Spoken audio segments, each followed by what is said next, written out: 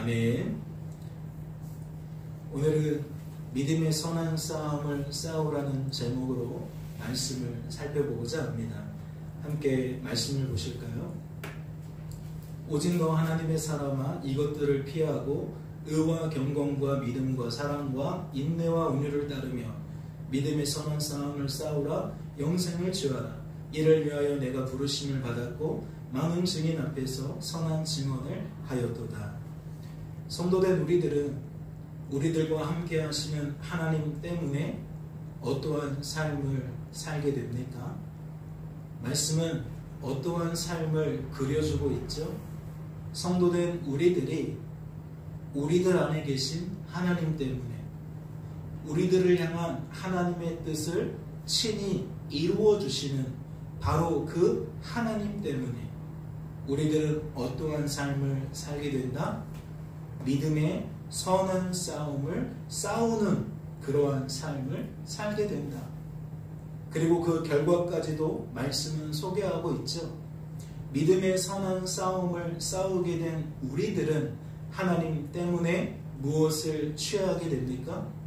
그 싸움에서 승리하고 영생을 취하게 됩니다. 즉 하나님의 작품으로서 믿음의 선한 싸움과 영생이라는 것을 말씀은 성도된 우리들에게 드러내주고 있다는 거죠. 따라서 저는 11절과 12절 말씀이 성도된 우리들에게 주어진 특권이라고 생각해요. 특권. 성도가 누릴 수 있는 커다란 혜택. 하나님의 구원 계획을 따라 택함을 받고 부르심을 받아서 너 하나님의 사람아 라고, 즉 너는 이제부터 나의 것이야, 나의 소유야, 너는 나의 아들이야, 나의 딸이야. 이전에는 죄라는 것에 휘둘리던 우리들인데 하나님께서 우리를 성도되게 만드신 것처럼 성도된 우리들은 하나님 때문에 성도로 보존이 되고 성도다운 삶을 살게 된다라는 것이 11절과 12절 말씀에 너무나도 잘 표현되어져 있다는 거죠. 그래서 저는 11절과 12절 말씀을 이렇게도 정리하고 싶어요. 과거에는 나의 나됨은 나의 나됨이었어요. 과거의 나의 나됨은, 예수 믿기 전에 나의 나됨은 오로지 나의 나됨이었다라는 거죠. 죄라는 것이 말 못하는 우상에게로 이끌면 우리는 아무런 저항도 하지 못하고 이리 끌려다니고 저리 끌려다닐 수밖에 없는 악하고 약하고 무능한 그냥 그런 존재였다는 거예요. 그 외에 다른 나는 없었다는 거죠. 그런데 예수 믿게 된 다음부터는 그러한 나의 나됨 속에 무엇이 추가가 되어졌다? 그러한 나라는 존재와 함께 하시는 하나님. 그 하나님은 그러한 나를 그냥 내버려 두시는 분이 아니라 그 죄의 굴레에서 우리를 구원하시고 우리를 감히 성도로 세우시며 성도로 보존하시고 성도다운 삶을 살게 하신다. 그래서 과거의 나의 나됨은 죄에 지배받는 나의 나됨뿐이었는데 성도가 된 이후부터는 그러한 나의 나됨에 무엇이 더해진다? 하나님의 하나님 되심이 더해진다. 하나님의 구원의 손길이 만들어낸 나라는 존재가 더해진다. 그렇다면 성도됨의 효력이라는 것은 무엇일까요? 성도됨의 효력이라는 것을 우리들은 어떻게 표현해야겠냐는 거예요. 죄가 가득한 이 땅에서 이제는 죄와 상관없는 삶을 살아가는 것이라고 말해야 될까요? 시간이 흐르면 흐를수록 이 세상은 점점 더 죄라는 것에 물들게 되어질 거예요. 죄와 뗄래야 뗄 수 없는 사상과 논리와 이념이 온 세상을 뒤엎어 버릴 거라는 거죠. 그리고 단 한 사람도 그러한 세상의 논리로부터, 이념과 사상으로부터 분리되지 못하고 깊은 영향을 받으며 살게 되어질 겁니다. 그렇다면 성도는 어떠한 존재라고 생각을 해야 되나요? 그들과 완전히 분리되어져 있는 그러한 존재라고 여겨야 될까요? 세상이 아무리 어두워져도 성도는 전혀 영향을 받지 않는 존재로 여겨야 하냐는 거예요. 만약 우리들의 구원이 우리들을 그러한 존재로 변화시키는 것을 의미한다면, 예전에는 악했지만, 예전에는 약했지만, 예전에는 무능했지만, 구원은 우리를 더 이상 악하지 않은 존재로, 약하지 않은 존재로, 무능하지 않은 존재로 완전히 바꾸는 것을 의미한다면, 물론 그렇게도 여길 수 있겠죠. 구원이라는 것은 우리를 완전히 뜯어고치는 거구나. 우리라는 존재를 완전히 변화시키는 거구나. 우리가 그렇게 이해하게 되어진다면 성도라는 사람은, 성도라는 존재는 이 세상과는 조금도 상관없는, 이 세상으로부터 아무런 영향을 받지 않을 수 있는 존재로 여기는 것이 맞다는 거예요. 그런데 말씀을 한번 보실까요? 한 번 죽는 것은 사람에게 정해진 것이요 그 후에는 심판이 있으리니. 이 말씀의 의미가 무엇일까요? 죽음이라는 것이 소개되어져 있고 그 죽음은 모든 사람에게 나타날 것이다 라는 이야기를 하고 있잖아요. 과연 이 말이 담고 있는 의미가 무엇일까요? 말씀은 죽음을 무엇과 짝을 지어 설명합니까? 죄와 짝을 지어 설명합니다. 죄라는 것이 있기 전에는 죽음이라는 것이 우리에게 없었다는 거예요. 첫사람 아담에게는 죽음이라는 것이 없었다는 거죠. 그런데 그가 범죄함으로 말미암아, 하나님의 말씀에 불순종함으로 말미암아 죽음이라는 것이 시작되었다는 거예요. 그래서 성경은 죄의 삭은 사망이다 라고 말한다는 거죠. 그러면 이 말씀을 풀어보세요. 어떠한 얘기가 되는 겁니까? 죄에 대한 하나님의 심판인 죽음이 모든 사람에게 이루어진다라는 얘기잖아요. 그러면 이런 생각을 해봐야 되죠. 지금 히브리서 9장 27절에서 말하는 이 죽음은 누구에게 해당되어지는 것일까? 예수 믿지 않은 사람들에게만 해당되어지는 일일까요?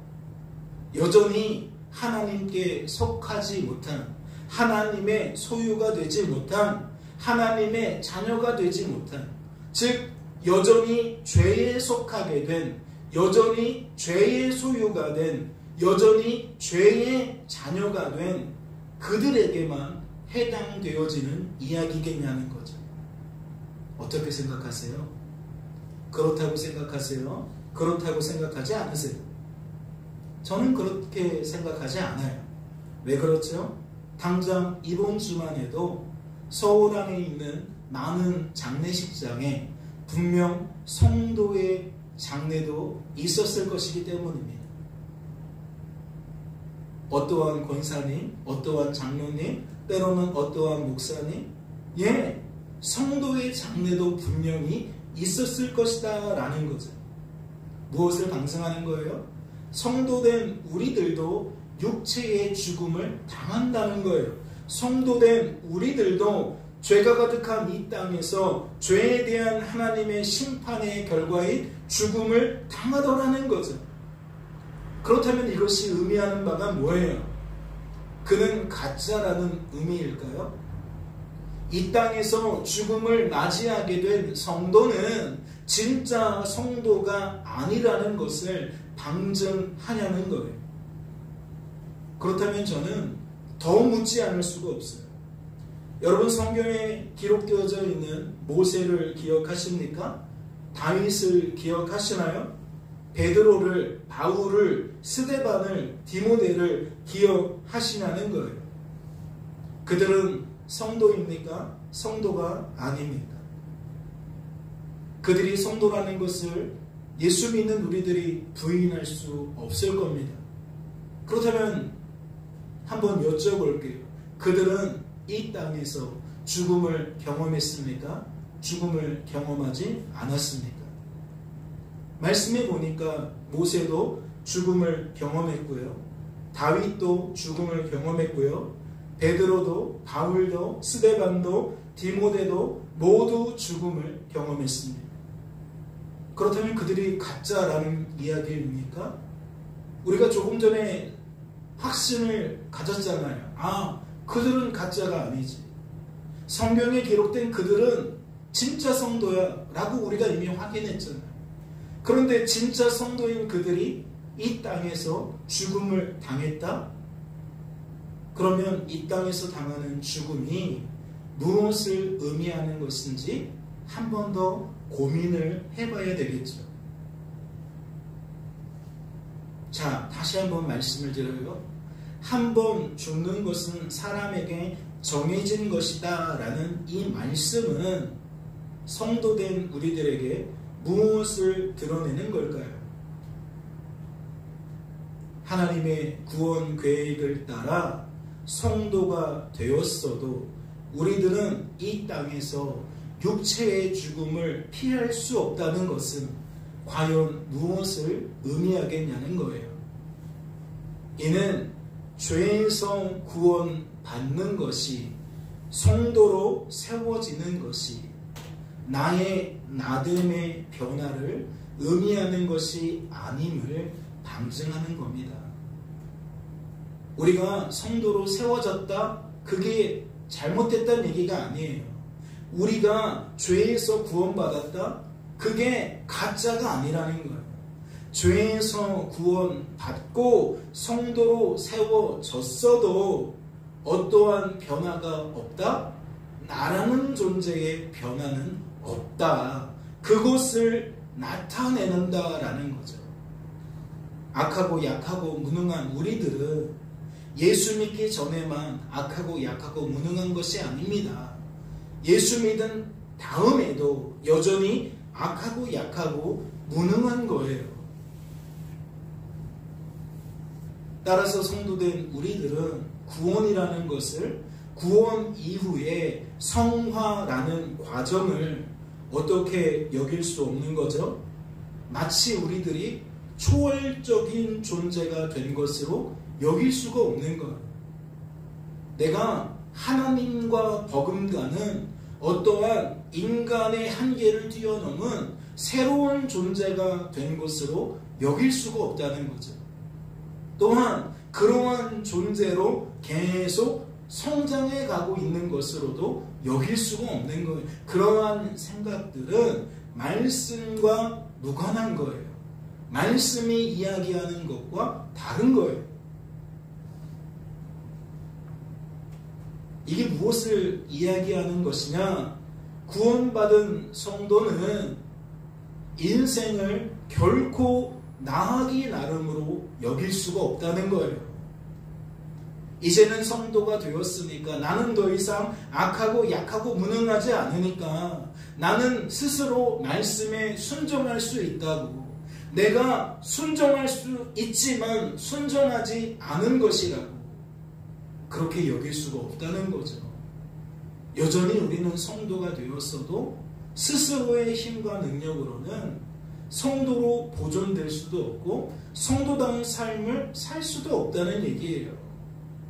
오히려 저는 이 말씀을 통해 무엇을 깨닫게 되어졌느냐?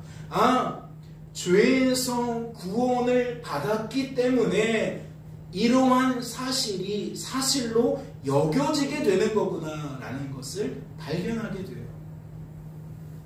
무슨 이야기냐?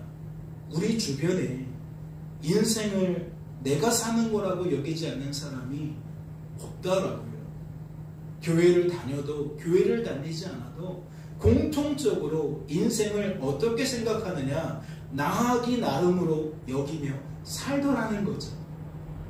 즉 기회라는 것이 찾아왔을 때 누군가는 붙드는 것으로 누군가는 붙들지 않는 것으로, 즉 그의 선택이 그의 미래를 좌우하는 것으로, 교회를 다니든 절을 다니든 아니면 신을 믿지 않아도 모두 다 이러한 생각들을 가득하게 채우며 살더라는 거죠. 그런데 성경을 보니까 예수 믿는 사람은 그 생각이 깨어지는 거구나 라는 것을 깨달았다는 거예요. 예수를 믿었기 때문에, 즉 죄에서 구원을 받았기 때문에 죄라는 것이 주장하는 그 논리와 사상과 이념과 가치관으로부터 드디어 무엇하게 되어진다? 벗어나게 된다. 남들이 다 그러하다라고 말해도 구원받은 성도는 그게 다가 아닌데, 그게 진짜가 아닌데 라고 여기더라는 거죠. 인생은 내가 사는 게 아니다. 나하기 나름이 아니다. 말씀을 보세요. 내가 그리스도와 함께 십자가에 못 박혔나니 그런즉 이제는 내가 사는 것이 아니요 오직 내 안에 그리스도께서 사시는 것이라. 누구의 고백이에요? 예수 믿고 구원받은 성도의 고백이에요.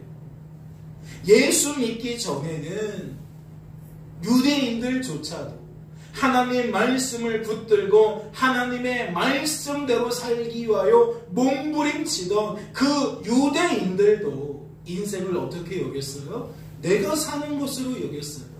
내가 순종하면 복받고 내가 순종하지 못하면 벌받는 걸로 알고 살았어요. 그래서 저 사람이 잘 되면 저 사람이 순종을 많이 해서 그래. 저 사람이 형편없는 삶을 살면 저 사람이 불순종해서 저래. 그렇게 모든 세상을 바라봤어요. 누구와 다를 바 없이 하나님의 하자도 모르는 일반 사람들과 다를 바 없이. 그런데 예수 믿게 된 사람은, 죄에서 구원을 받게 된 사람은 어떠한 생각이 트이게 되어졌다? 인생은 내가 사는 게 아니구나. 인생은 나하기 나름이 아니구나. 인생은 그리스도께서 사시는 거구나. 하나님 하시기 나름인 거구나 라고 발견하더라는 거죠. 성도는 인생을 내가 사는 것으로 여기지 않는다는 거예요. 여길 수가 없다는 거죠. 이 말의 의미를 이해하세요? 예수 믿기 전에는 인생이 내가 사는 것처럼 여겨져요. 내가 열심히 공부하면 성적 오르는 것으로 여겨진다고요. 내가 열심히 연습하고 훈련하면 성적이 올라가는 것으로 우리는 여겨져요. 교회 다니는 우리들만 그렇게 여겨지는 게 아니라 세상 모든 사람들이 그렇게 여긴다고요. 오르지 않는 건 노력하지 않아서 오르지 않는 것으로 다 받아들이며 산다는 거예요. 그런데 복음은 오히려 뒤집는 거예요. 하나님 때문에 우리가 노력할 수 있었던 것이, 하나님 때문에 우리들의 성적이 나아질 수 있었던 것이, 하나님 때문에 즉 주어진 삶의 제1원인을 어디에서 찾느냐? 하나님에게서 찾는다는 거예요. 특별히 어떠한 부분에서? 하나님이 말씀하시는 선에 합당한, 의에 부합된 바로 그러한 삶의 영역에서 옆에 있는 사람을 때리고, 옆에 있는 사람을 윽박지르고, 옆에 있는 사람에게 무안을 주고, 옆에 있는 사람에게 피해를 주면서 하나님이 하셨구나 라고 말하는 게 아니라, 내가 옆에 있는 사람을 도와주고, 옆에 있는 사람을 챙겨주고, 옆에 있는 사람을 위로해주고, 옆에 있는 사람을 그의 마음이 평안해지도록 만드는 것은 하나님께서 그렇게 하신 거구나, 나를 통해 역사하신 거구나 라고 생각이 트여진다라는 거죠. 악하고 약하고 무능한 나라는 존재가 낼 수 없는 선과 의라는 하나님이 기뻐하시는 내면과 외면의 모든 열매들이 하나님 때문에 맺혀졌던 것이구나 라고 깨닫게 된다는 거예요. 이어지는 말씀도 볼까요? 내가 하나님의 은혜를 패하지 않으니 만일 의롭게 되는 것이 율법으로 말미암으면 그리스도께서 헛되이 죽으셨느니라. 율법은 범죄한 인생에게 결코 이러한 변화를 일으킬 수가 없다는 얘기예요. 이렇게 하면 돼요, 저렇게 하면 돼요.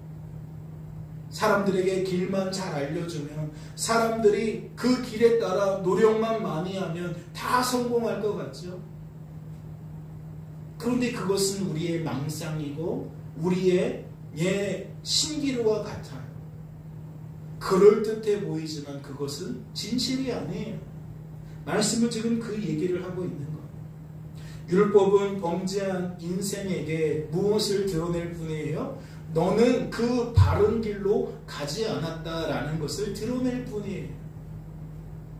너는 그 기준에 들지 못하는 사람이라는 것을 소개할 뿐이라는 거죠. 율법은 우리들을 죄인으로 나타낼 뿐이지 결코 우리를 하나님이 기뻐하시는 성도로 우리를 바꿀 수가 없어요. 그렇기 때문에 율법 아래에 있는 성도는 성도라 할지라도 어떠한 망상과 착각에 빠질 수밖에 없어요. 세상 사람들처럼 인생을 내가 사는 것으로 여기며 살아갈 수밖에 없어요. 하나님 말씀을 풀어도 세상 사람이 말하는 것과 같은 논점으로 풀어낼 수밖에 없는 거예요. 그렇다면 그 결과가 무엇일까요? 사람이 의롭게 되는 것은 율법의 행위로 말미암이 아니요 오직 예수 그리스도를 믿음으로 말미암는 줄 알므로 우리도 그리스도 예수를 믿나니 이는 우리가 율법의 행위로서가 아니고 그리스도를 믿음으로써 의롭다함을 얻으려 합니다. 율법의 행위로서는 의롭다함을 얻을 육체가 없느니라. 길이 아닌데, 길이 없는데 뭐 하는 거예요? 그곳에서 길을 찾는 거예요. 진리가 없는데 그곳에서 진리를 찾는다는 거죠. 생명이 없는데 그곳에서 생명을 찾게 되어진다는 거예요. 지금 세상은 그러한 세상이라는 거죠. 죄가 관영해지는, 죄가 더욱 많아지는 이 세상은 길도 없고 진리도 없고 생명도 없는데 그곳에서 길을 찾아 헤매는 방랑자들이 무수하다는 거예요. 다시 말씀으로 돌아가 볼까요? 내가 마게도냐로 갈 때에 너를 권하여 에베소에 머물라 한 것은 어떤 사람들을 명하여 다른 교훈을 가르치지 말며 신화와 끝없는 족보에 몰두하지 말게 하려 함이라. 이런 것은 믿음 안에 있는 하나님의 경륜을 이룬보다 도리어 변론을 내는 것이라. 하나님께서 사도 바울을 통해 디모데를 에베소에 머물게 하신 까닭이 무엇입니까? 복음이 아닌 것을 복음으로 여기며 그것을 사람들에게 복음으로 가르치는 자들 때문이었어요. 즉 길도 아니고 진리도 아니고 생명도 아닌데 그게 길이라고 그게 진리라고 그게 생명이라고 주장하는 사람들 때문에 하나님은 바울을 통해 디모데가 에베소에 머물게 하셨다는 거죠. 그들 때문에 또다시 복음이 아닌 것에 몰두하게 되어진 교회와 성도들 때문에 하나님은 그리하실 수밖에 없었다는 거예요. 왜 그렇죠? 하나님은 성도를 내버려 두시는 하나님이 아니라 성도를 성도로 보존해 주시는 하나님이니까, 성도다운 삶을 살게 만드시는 하나님이니까, 성도라고 해서 내버려 두면 이렇게 복음이 아닌 것을 무시로 수시로 빈번하게 끊임없이 몰두하게 되는 것이 우리들인 것을 하나님이 너무 잘 아시니까 우리가 복음에서 이탈하면 하나님은 어떠한 조치를 취하시느냐? 다시 복음으로 돌아올 수 있도록 조치를 취하신다는 거예요. 그리고 말씀은 그 조치가 사도 바울이 디모데를 에베소에 남게 하는 것으로 우리들에게 소개하고 있는 것이죠. 그러한 그들을 향해 하나님께서 바울을 통해 어찌 말씀하셨을까요? 길이 아닌 것에서 길을 찾고, 진리가 아닌 것에서 진리를 찾고, 생명이 아닌 것에서 생명을 찾는 에베소의 교회와 성도들을 향해 과연 하나님은 바울을 통해 어떻게 말씀하셨겠냐는 거예요. 네 교훈의 목적은 청결한 마음과 선한 양심과 거짓이 없는 믿음에서 나오는 사랑이다 라고 말씀하셨어요. 이건 뭐죠? 율법이라는 것의 목적은 범죄한 인생을 복음으로 이끄는 것이라고 말씀하는 거예요. 율법의 목적은 이렇게 하세요, 이렇게 하지 마세요. 이 하나님의 뜻은 우리들에게 하나님만 바라봐야 하는구나, 하나님만 의지해야 되는구나, 하나님만 사랑해야 되는구나 라고 하나님께 우리를 이끌어가는 게 목적이라는 거죠. 너는 나 외에는 다른 신을 두지 말라. 이게 10계명 중에 첫 계명이죠. 하나님만 바라보고 하나님만 의지하라는 얘기인데, 이 말씀 하나만 가지고도 우리는 지난 3일의 삶을 점검해 보면 오늘 안식이 누려질 수 있나요? 평안하게 예배가 누려지나요? 내 삶이 너 그렇지 않았잖아, 하나님 말고 다른 거 바라봤잖아, 하나님 말고 다른 거 의지했잖아 라고 수시로 고발할 텐데, 지금 평안한 마음으로 말씀 들을 수 있겠어요? 모든 말씀이 자꾸만 콕콕콕 내 마음을 찌를 텐데 그게 들려지겠냐고요? 말도 안 되죠. 변명하기 바쁠걸요? 그건요, 제가 그 친구가 그렇게 말하면 불편해할까봐 제가 어쩔 수 없이 그 이야기를 이렇게 했을 뿐이에요. 그렇게 하지 않으면 부모님의 마음이 상할까봐 제가 이렇게 둘러댔을 뿐이에요. 온갖 변명 합리화 시켜가면서 변명하기 바빴을 거라고요. 즉 하나님만 바라보고 하나님만 의지하지 않은 내 모습을 하나님 앞에서 꾸미기에 바쁠 거라는 거죠. 그런데 예배가 예배로 누려질 수 있겠어요? 그럴 수 없잖아요. 그래서 말씀은 이야기를 하는 거예요.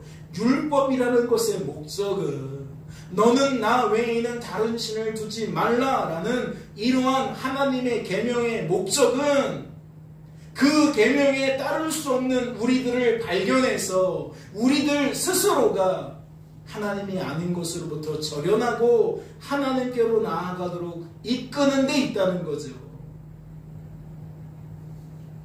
즉 청결한 마음이 사라졌구나, 선한 양심이 사라졌구나, 내 마음에 합리화라는 이름으로, 자기 변명이라는 이름으로, 자기 방어라는 이름으로 청결한 양심이 무너졌구나, 선한 양심이, 거짓이 없는 믿음이 내 안에서 다 무너졌구나 라는 것을 율법이 폭로한다라는 거예요. 그래서 이러한 것들을 회복시키는, 청결한 마음과 선한 양심과 거짓이 없는 믿음을 다시금 회복시키는 복음으로, 사랑의 복음으로 우리를 이끌어가는 게 바로 율법의 목적이라는 거죠. 그런데 사람들이, 복음 안에 있는 사람들이 자꾸만 율법으로 빠져나간다라는 것은 생명의 자리에서 멸망의 자리로 빠져나가겠다는 것과 다를 바 없어요. 축복의 자리에서 저주의 자리로 빠져나가겠다라는 결연한 의지를 나타내는 것으로 설명할 수밖에 없다는 거죠. 하나님께서는 오직 복음 안에서만 범죄한 우리들이 길과 진리와 생명을 발견할 수 있다라고 드러내 주신다는 겁니다. 그렇다면 생각해 보지 않을 수 없어요.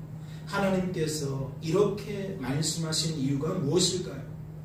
복음이 아닌 것을 가르치는 자에게, 복음이 아닌데 이건 복음입니다, 길도 아니고 진리도 아니고 생명도 아닌데, 마치 아름다운 수식어를 잘 포장해서 여러분 그러니까 이게 길이에요, 이게 진리예요, 이게 생명이에요 라고 사람들을 미혹시키는 그 거짓 선지자들에게, 또 그 말에 혹해서 아 이게 진짜 복음이구나 라고 정신 팔려가지고 쫓아다니는 사람들에게 하나님이 이와 같이 말씀하신 이유가 무엇이겠냐는 거죠.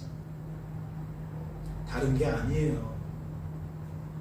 그가 성도이기 때문에 하나님은 그를 또다시 붙들고 계시는 거예요.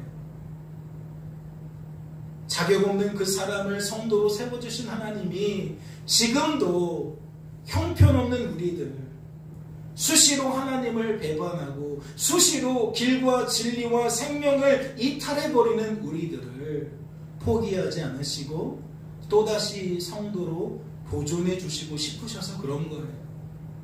우리의 말이, 우리의 행실이 도무지 죄와 뗄래야 뗄 수 없는데 그러한 우리들을 다시금 성도답게 말하고 성도답게 살아가도록 만드시기 위해서 이렇게 말씀하셨다는 거죠. 복음이 아닌 것을 피하고 복음을 따르도록, 하나님이 아닌 것을 피하고 하나님을 따르도록, 예, 그리 하시려고 이와 같이 말씀하셨다는 겁니다. 이러한 하나님의 의도는, 의중은 디모데전서 6장에서만 발견되는 것이 아니라 디모데전서의 시작이라고 할 수 있는 1장에서, 특별히 오늘 우리가 살펴보는 본문 속에서도 그대로 나타나는 거죠. 이 교훈은 내게 맡기신 바 복되신 하나님의 영광의 복음을 따름이니라. 무엇을 깨닫게 됐어요? 우리들은 좀 우리들의 입으로 내가 어떠한 소리들을 내고 사는지 점검해야겠구나 라는 생각을 하게 되지 않습니까? 오늘 여러분은 여러분 앞에 있는 바로 그 대상에게 어떠한 말들을 쏟아내셨나요?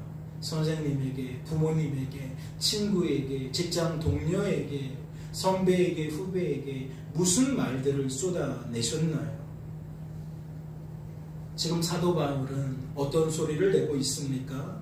그는 어떠한 소리를 따르고 있습니까? 말씀을 보니까 그는 복음을 따르고 있어요. 그는 하나님을 여전히 따르고 있다는 거예요. 어떠한 하나님을? 다메섹 도상에서 그를 찾아와 만나주신 성자 하나님을, 즉 성육신하신 우리 구주 예수 그리스도를 그는 따르고 있다는 거죠. 그분이 알려주신, 그분이 알게 하신 그 복음을 여전히 따르고 있다는 거예요. 그가 따르고 있는 복음 어떻게 소개되고 있습니까? 그가 만난 그 예수님 어떻게 소개되고 있냐는 거예요. 나를 능하게 하신 그리스도 예수 우리 주께 내가 감사함은 나를 충성되이 여겨 내게 직분을 맡기시니. 그는 뭐라고 소개하고 있어요? 우리 주님께서 자신을 능하게 하셨다라고 말하고 있어요. 능하게 하셨다라는 것이 무엇일까요? 바울의 상황을 통해 점검해 본다면 바울은 이전까지 무엇을 깨달을 수 없었죠? 자신이 지금 죄를 범하고 있다는 것을 깨달을 수가 없었어요. 예수를 저주하고 예수 믿는 자들을 박해하는 그 자신의 모습을 죄라고 여기지 못했다는 거죠. 그래서 그는 죄라고 여기지 못하니 인정하는 건 만무하고 고백하는 것은 더욱 말도 안 되는 것이었죠. 오히려 그는 의로운 일에 자신이 앞장서는 것처럼, 자신을 선한 일에 마치 선봉장처럼 굉장히 자긍심 가지고 살고 있었어요. 그런데 그런 그를 예수님이 찾아가셔서 뭐하게 만드신 거예요? 깨달을 수 없었던 죄를 죄로 깨닫게 만드신 거예요. 인정할 수 없는 그 죄를 죄로 인정하게 만드셨다는 거죠. 죄를 죄로 고백하게 만드셨다는 거예요. 나를 능하게 하셨다라는 것은 나의 나됨을 전혀 알 수 없었던 나에게 나의 나됨을 알게 만드셨다는 거죠. 악하고 약하고 무능한 우리들을 그렇지 않은 존재로 만드셨다라는 의미가 아니라 내가 악하고 약하고 무능한 존재라는 것을 드디어 알게 만드셨다는 거예요. 그리고 무엇을 더 하셨어요? 그러한 우리를 친히 구원하시려고 예수님이 이 땅에 성육신 하셨다라는 것을 드러내 주셨어요. 그럼 결국 뭐 했다는 거예요? 다른 거 아니잖아요. 바울은 복음이 아닌 것을 복음인 것으로 여기고 살고 있었던 거예요. 복음이 아닌 것을 복음처럼 따르고 있었다라는 거죠. 그런데 예수님이 와서 능하게 만드셨다는 것은 복음이 무엇인지를 알게 만드셨다는 것이고 복음을 따르도록 만드셨다는 이야기가 되는 거예요. 이해가 되시죠? 우리는 그냥 성도가 되는 게 아니고요. 그냥 성도다운 삶을 살게 되는 게 아니에요. 철저하게 하나님의 도우심으로 하나님의 섬세한 역사로 우리를 능하게 하시는 그분의 손길을 따라 믿어지는 거고 믿어진 대로 살게 되어지는 거예요. 옆에 예수 믿지 않는 사람들과 우리들은 다르게 말하게 되는 것이고 그들과 다르게 행동하게 된다는 거죠. 그들이 사람을 찬양할 때에 우리들은 하나님을 찬양한다라는 거예요. 그들이 사람을 주목할 때에 우리는 하나님을 주목한다는 거죠. 왜요? 그들은 악하고 약하고 무능한 나라는 존재를 여전히 깨닫지도 인정하지도 고백하지도 못하는 사람들이지만 성도된 우리들은 깨닫게 된 자들이고 인정하게 된 자들이고 고백하게 된 자들이기 때문입니다. 이어지는 말씀을 보면 이것이 더욱 구체적으로 드러나요. 내가 전에는 비방자요 박해자요 폭행자였으나 도리어 긍휼을 입은 것은 내가 믿지 아니할 때에 알지 못하고 행하였습니다. 그는 자신이 체감케 된 복음, 깨닫게 된 복음 어떻게 말하고 있습니까? 내가 죄인이었다라고 소개하고 있어요. 그런데 내가 긍휼을 받았다. 긍휼의 은혜를 입었다라고 소개하고 있다는 거죠. 그 복음의 핵심 가치는 두 가지라는 거예요. 하나는 내가 죄인이라는 것을 알게 하는 것이 복음이고 둘째는 그러한 죄인된 나를 건지시는 것이 복음이다라는 거죠. 복음은 하나님께서 친히 계획 세우신 거고 하나님께서 친히 계획을 이루신 것이고 하나님께서 친히 그 이루신 계획을 우리에게 적용해 주신 거예요. 우리들은 낄 자리가 없습니다. 내가 사는 것이라고 말할 틈이 없어요. 나하기 나름이라고 말할 어떠한 부분도 존재하지 않는다는 거죠. 하나님이 깨닫게 만드신 것이고 하나님이 믿어지게 만드신 것이고 하나님께서 우리가 고백하도록 만드신 거예요. 이러한 복음의 성격은 다음 말씀을 통해 또 더욱 밝히 드러납니다. mit보다 모든 사람이 받을 만한 이 말이요 그리스도 예수께서 죄인을 구원하시려고 세상에 임하셨다 하였도다. 죄인 중에 내가 계십니다. 복음의 두 가지 측면을 말씀을 드렸죠. 나는 악하고 약하고 무능한 존재다. 나라는 존재를 깨닫고 인정하고 고백하는 측면이 복음의 한 축이라 그랬어요. 그리고 또 다른 축은 뭐라 그랬죠? 그러한 우리들을 그 죄에서 구원하는 하나님의 은혜를 말하는 것이 또 다른 축이라고 말씀을 드렸어요. 그런데 지금 바울이 그러한 복음을 계속해서 한 절씩 양파를 까면 깔수록 조금씩 소개하면서 더 확실하게 분명하게 드러내고 있는 거잖아요. 그는 자신을 죄인 중에 괴수라고 여기게 됩니다. 그렇게 자긍심이 높았던 사람이, 자부심이 대단했던 사람이 지금은 죄인 중에 괴수라고 자신을 여긴다는 거지요. 나를 능하게 하신 하나님의 역사가 아니었다면 이러한 삶의 변화가 있을 수 있겠습니까? 예수를 저주하고 예수 믿는 자들을 박해하는 일에 앞장섰던 그가 예수를 메시아로 인정하며 하나님이신 그분이 나 하나 구원하려고 이 땅에 친히 성육신하셨다라는 것을 과연 말할 수 있겠냐는 거예요. 말도 안 되는 거죠. 그런데 하나님은 이 말도 안 되는 일을 말되게 하신 분이라는 거예요. 그래서 우리들은 이러한 것들을 뭐 기적이라고도 표현할 수도 있겠지만 저는 은혜다. 은혜라는 것은 이렇게 너무나도 풍성하고 깊고 넓은 의미를 담고 있다라고 생각을 합니다.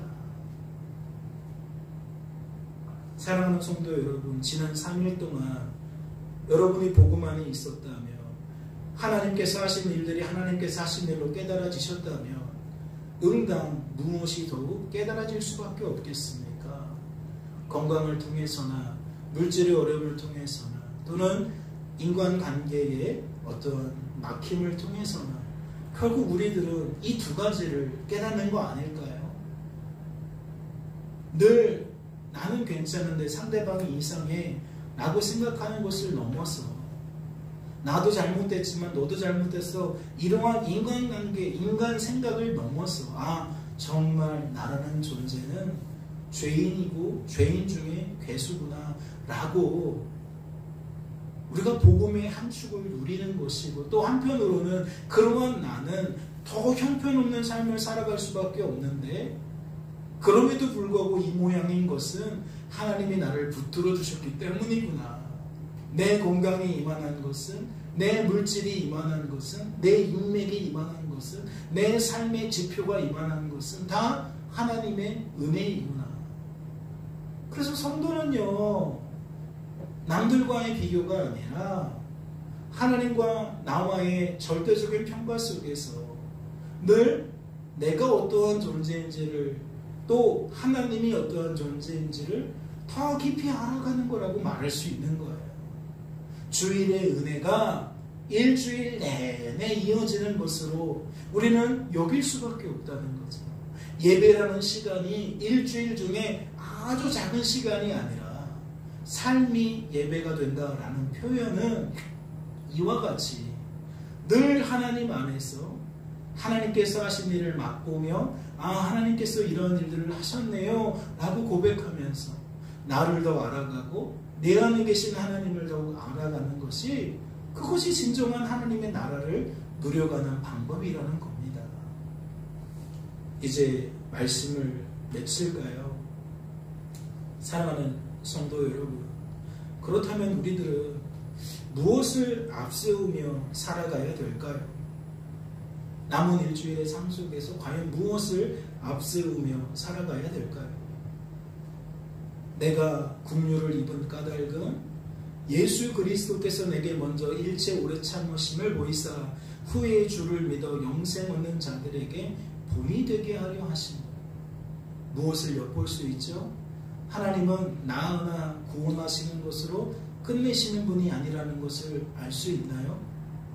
내가 하나님 때문입니다. 하나님 덕분입니다. 하나님께서 하셨습니다. 하나님 감사합니다. 라고 복음에 합당한 열매를 맺으며 살아가는 이유는 하나님께서 나 하나 성도로 세우고 보존하고 성도답게 살도록 하시는 게 아니라 그러한 나를 말미암아 또 다른 누군가를 그렇게 살게 만드시기 위함이라는 것을 깨닫게 되시는 거죠. 부모라면 부모를 통해 자녀가 그리 되기를 하나님은 바라신다는 거예요. 여러분을 통해 여러분의 친구가 그러한 은혜를 같이 누리게 되기를 바라신다는 거죠. 왜 여러분을 먼저 구원하시고 왜 여러분을 하나님이 끊임없이 살피십니까? 그건 여러분을 통해 여러분 주변의 누군가를 여러분과 같은 은혜의 상태로 머물게 하시기 위함이라는 거예요. 즉 교회로 본다면 성도 한 개인의 변화는 그 개인의 변화만으로 그치는 것이 아니라 그 주변의 성도들의 변화로 이어지게 된다는 거죠.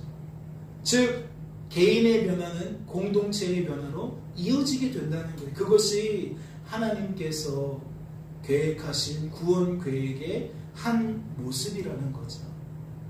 남은 한 주간의 삶 속에서 여러분은 하나님이 예비하신 또 다른 만남을 갖게 되실 거예요.